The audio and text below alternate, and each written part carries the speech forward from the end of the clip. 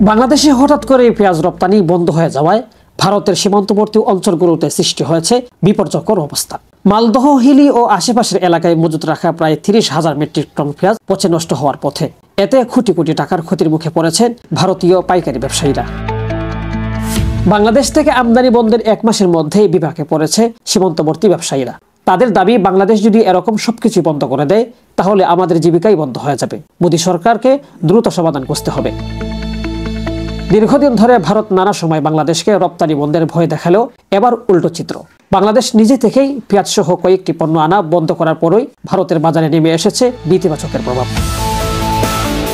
স্থানীয় ব্যবসায়ীদের তথ্য অনুযায়ী মালদহের মাহাদীপুর এলাকায় মজুত রয়েছে 20,000 মেট্রিক টন পেঁয়াজ। দক্ষিণ দিনাজপুরে হেলি এলাকায় মজুত রয়েছে 10,000 মেট্রিক টন।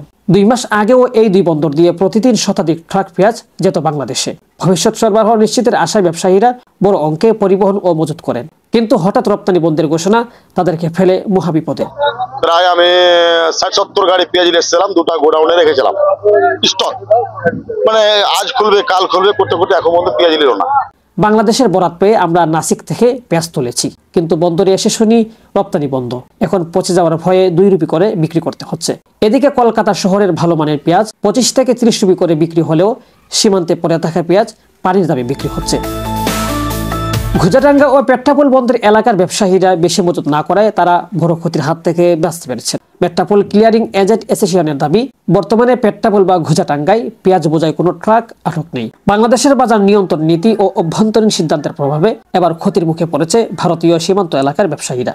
পেঁয়াজ নিয়ে এই দুই দেশের রপ্তানি আমদানি অচল অবস্থা দ্রুত সমাধান না হলে পরিস্থিতি আরো গুরুতর হতে পারে বলে আশঙ্কা করছেন স্থানীয় ব্যবসায়ীরা।